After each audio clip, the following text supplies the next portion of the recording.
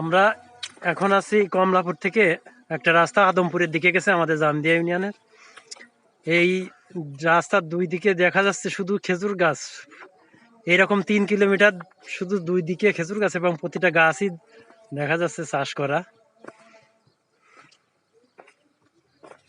এই বছর এত পরিমাণ খেজুর গাছ কাটা দেখে সত্যি আমি অভিভূত।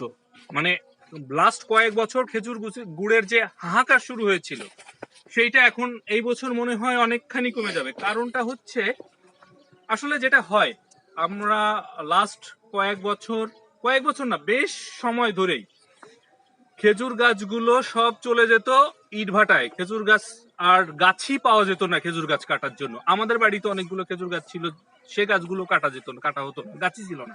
কারণ রসগুড়ের যে দাম, তাদের এই যে পরিশ্রম, এই খেজুর গাছ কাটার জন্য ভীষণ পরিশ্রম। ভোরবেলায় এই গাছে উঠতে হয়, তারপরে এই যে ঠিলে পরিষ্কার করা, সমস্ত কিছু মিলে যে পরিশ্রম, সেই পরিশ্রম আর যে বাজার মূল্য, সেটা দিয়ে তাদের আসলে সংসার চলতো না। এই জন্য এই পেশা পরিবর্তন করে ফেলেছিল মানুষ। কিন্তু এখন যেটা হয়েছে দেখে মনে হচ্ছে গত 2-1 বছর, এই যে আমি এবার গুড় নেব বলে আমাকে অ্যাডভান্স টাকা পেমেন্ট করতে হয়েছে, আসলে সিরিয়াল দেওয়া লাগছে টাকা অ্যাডভান্স পেমেন্ট করে। তো এই কাজটার জন্য এখন চাহিদা বাড়ার জন্য আবারও মনে হচ্ছে এই পেশাতে মানুষ ফিরে আসছে। এই বছর যে পরিমাণে খেজুর গাছ দেখছি, এবং আমাদের গ্রামেও দেখলাম খেজুর গাছ কাটা, গত বছর যে গাছগুলো গত বছরও কাটেনি কেউ। সো সবকিছু মিলে এবছর মনে হচ্ছে খুব ভালো কিছু একটা পাওয়া যাবে। তো এই ছিল, কালকে সকালে আমরা এখানে খেজুর রস খেতে আসব। সে পর্যন্ত, এবং উজ্জ্বলদা এই জায়গায়, আচ্ছা এটা একটু দেখাও। এই যে খেজুর গাছে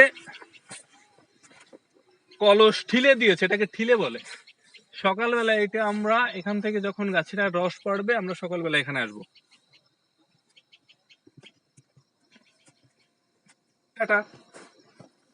জায়গাটা অনেক গভীর জঙ্গলের মতো লাগে রাস্তাটা। এখানে অসম। এখানে একটু পরে শিয়ালের ডাক শোনা যাবে অনেক। এখনই শোনা যাচ্ছে, এদিক দিয়ে প্রচুর শিয়াল ডাকতেছে এখন।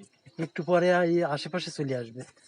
একটু যদি অপেক্ষা করি তো শিয়ালের ডাক সহ শিয়াল দেখাই দেওয়া যায়।